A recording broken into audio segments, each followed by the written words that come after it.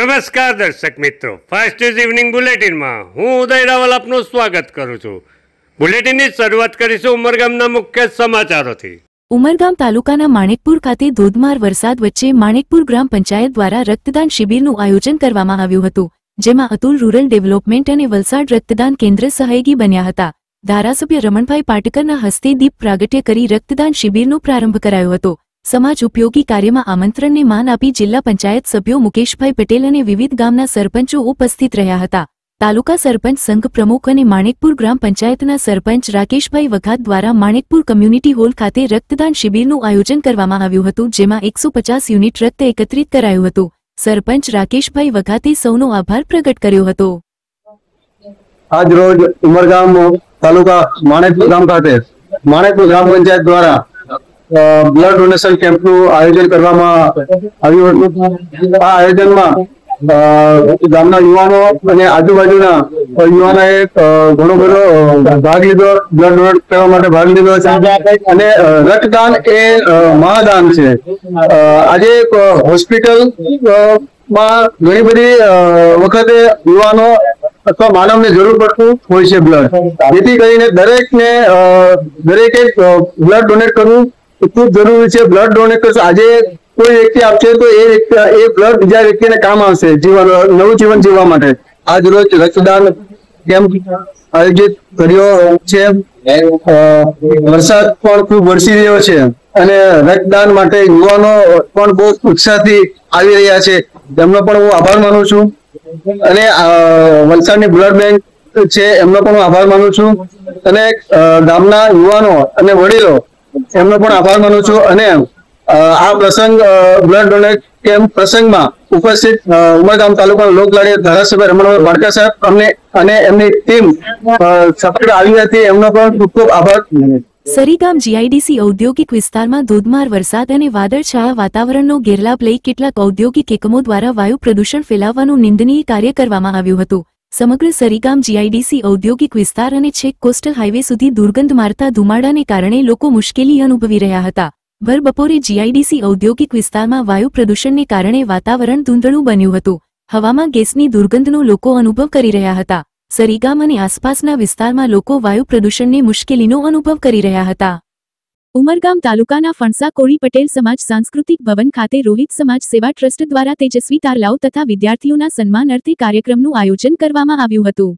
વિદ્યાર્થીઓને કારકિર્દી લક્ષી માર્ગદર્શન પૂરું પાડવા સુરત ડેપ્યુટી કલેક્ટર ગજેન્દ્રભાઈ પટેલ તથા જીપીએસસી અને યુપીએસસીની સ્પર્ધાત્મક પરીક્ષામાં પૂર્વ તૈયારી સંદર્ભે માર્ગદર્શન પૂરું પાડવા ડોક્ટર રાહુલ દિવાન આમંત્રણને માન આપી વિશેષ ઉપસ્થિત રહ્યા હતા। મંચસ્થાને ઉપસ્થિત સૌ મહાનુભાવોનું રોહિત સમાજ સેવા ટ્રસ્ટના પ્રમુખ ગણેશભાઈ રોહિત તથા શિક્ષણ વિંગના પ્રમુખ રમેશભાઈ રોહિતે સ્વાગત કર્યું હતું। કાર્યક્રમમાં 1300મી વધુ તેજસ્વી તારલાઓનું સન્માન કરાયું હતું। કાર્યક્રમને સફળ બનાવવા સમાજના આગેવાનોએ ભારે જહેમત ઉઠાવી હતી। સુરતથી યુવા વિદ્યાર્થીઓને માર્ગદર્શન પૂરું પાડવા ઉપસ્થિત રહેલા ડેપ્યુટી કલેક્ટર ગજેન્દ્રભાઈ પટેલે વિદ્યાર્થીઓને જીપીએસસીની પરીક્ષા સંદર્ભે તેઓના અનુભવો વર્ણવ્યા હતા અને યુવાનોને કારકિર્દીની સાથે સમાજ અને દેશની સેવા કરવાનો અવસર મળે તે દિશામાં મનોમંથન કરવા જણાવ્યું હતું।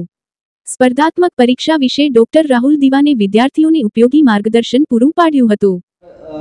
જે કારણ છે અનુસૂચિ મતલબ એક લિસ્ટ છે, જેમ કે બંધારણમાં અત્યારે આપણી 12 અનુસૂચિઓ છે।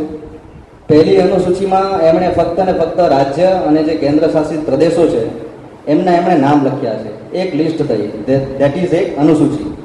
તો એ જ રીતે એમણે આપણા જે બંધારણનો આર્ટિકલ 342 છે એમાં રાષ્ટ્રપતિને પાવર આપ્યા છે કે એક અનુસૂચિ બહાર પાડી શકે છે અને અનુસૂચિમાં જેટલી પણ સમાજના નામ હોય એ જેટલી પણ વસ્તી છે એમને એ શિડ્યુલ કાસ્ટ અથવા તો એ શિડ્યુલ ટાઈપ પ્રમાણે ઓળખાશે। તો એ એક લિસ્ટ છે જેમાં અલગ અલગ જે સમાજ છે એમના નામો લખ્યા છે અને જેના આધારે પછી અનુસૂચિત જનજાતિ અથવા તો અનુસૂચિત જાતિ કહેવાય છે। તો એક સિમ્પલી ડેફિનેશન છે। મારું તમને કહેવાનું એટલું જ કે આપણે રોજબરોજના જે આપણા વક્તવ્યો હોય અથવા તો આપણે જે સાંભળતા હોય એમાં ઘણી બધી ડિટેલ્સ છુપાયેલી હોય છે, પણ એ તમે ઓળખતા શીખો અને એનું મૂળ તમે સમજતા। આજે તારીખ 10 ઓગસ્ટ રવિવારના રોજે ફણસા 4 રસ્તા ખાતે રોહિત સમાજ સેવા ટ્રસ્ટના એજ્યુકેશન વિંગ સંચાલિત તેજસ્વી તારલાઓનો સન્માન સમારોહનો કાર્યક્રમ યોજવામાં આવ્યો છે। આ કાર્યક્રમમાં ધોરણ 10, ધોરણ 12 ગ્રેજ્યુએટ તથા પોસ્ટ ગ્રેજ્યુએટ થયેલ વિદ્યાર્થીઓને એમના માતા પિતાઓ સાથે બોલાવીને મંચ પર સન્માનિત કરવામાં આવ્યા। આ તબક્કે આ પ્રસંગે અમે જીપીએસસી અને યુપીએસસીના જે ક્લાસીસ ચલાવે છે એવા ડૉક્ટર દિવાન સર અને સર સુરત જિલ્લાના ડેપ્યુટી કલેક્ટર ગજેન્દ્રભાઈ પટેલને પણ અમે આમંત્રિત કર્યા હતા। સમાજનો ફક્ત એ ઉદ્દેશ છે કે ફક્ત ડિગ્રીઓ નહીં મેળવતા વિદ્યાર્થીઓ સમાજ સાથે પણ સંકલિત રહે અને સાથે સાથે જીપીએસસી યુપીએસસી જેવી સ્પર્ધાત્મક પરીક્ષાઓ પણ આપીને એમાં કોઈ પણ એવા સારા એવા પદ પર રહીને સમાજની સેવા કરી શકે એ જ રોહિત સમાજ સેવા ટ્રસ્ટનું ધ્યેય। વલસાડ જિલ્લા પોલીસ દ્વારા સરપંચો સાથે સંવાદ અંતર્ગત કાર્યક્રમનું આયોજન કરવામાં આવ્યું હતું, જેમાં ઉમરગામ પોલીસ મથકના અને નારગોલ મરીન પીઆઈએ ગામોમાં સીસીટીવીને લઈ વ્યવસ્થા ઊભી કરવા અને ટ્રાફિકના નિયમોનું પાલન થાય તે અંગે ઉપયોગી માર્ગદર્શન પૂરું પાડ્યું હતું। સાથે જ ટ્રાફિકના નિયમોનું પાલન કરવા અનુરોધ કરાયો હતો। ટ્રાફિકને લઈ સર્જાતી સમસ્યાઓ અને હેલ્મેટને લઈ ગામ લોકોમાં જાગૃતિ આવે તે માટે સરપંચો આગળ આવે તેવો આશાવાદ ઉપસ્થિત પોલીસ વિભાગના અધિકારીઓ દ્વારા રાખવામાં આવ્યો હતો। સરપંચો દ્વારા કેટલીક બાબતો વિશે પોલીસને જાણકારી આપવામાં આવી હતી।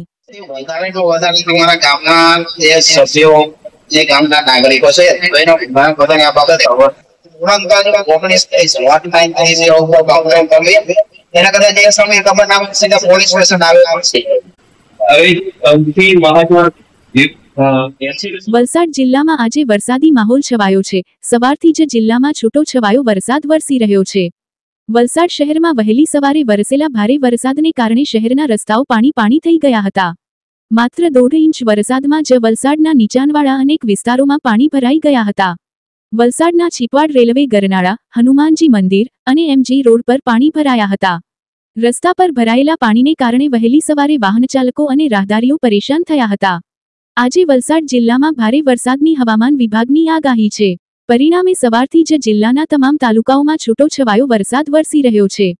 જો કે વલસાડ શહેરમાં વરસેલા 1.5 ઇંચ વરસાદને કારણે વહેલી સવારે જનજીવન પ્રભાવિત થયું હતું। એમજી રોડ, છીપવાડ હનુમાનજી મંદિર ચોક સહિતના વિસ્તારોમાં પાણી ભરાઈ જતા રાહદારીઓ અને વાહન ચાલકોએ પાણીમાંથી પસાર થવું પડ્યું હતું તો છીપવાડ રેલવે ગરનાળામાં પાણી ભરાઈ જતા થોડા સમય સુધી વાહન વ્યવહારને અસર થઈ હતી। આથી રાહદારીઓ અને વાહન ચાલકો પરેશાન થયા હતા। ઉમરગામ તાલુકામાં વહેલી સવારથી ધોધમાર વરસાદને કારણે મુખ્ય માર્ગો પર પાણી ફરી વળ્યા હતા। બિલાડ અંડરપાસમાં પાણી ભરાતા વાહનો ગોકળગાયની ગતિએ પસાર થતા જોવા મળ્યા હતા। ઉમરગામ તાલુકાના સરઈ 4 રસ્તા ખાતે પાણી ભરાયા હતા। હવામાન વિભાગ દ્વારા વલસાડ જિલ્લામાં ભારે વરસાદની આગાહી કરાઈ છે। ફાસ્ટ ન્યૂઝ ઇવનિંગ બુલેટિનમાં આજે બસ આટલું જ। આવતીકાલે ફરી મળીશું। નમસ્કાર।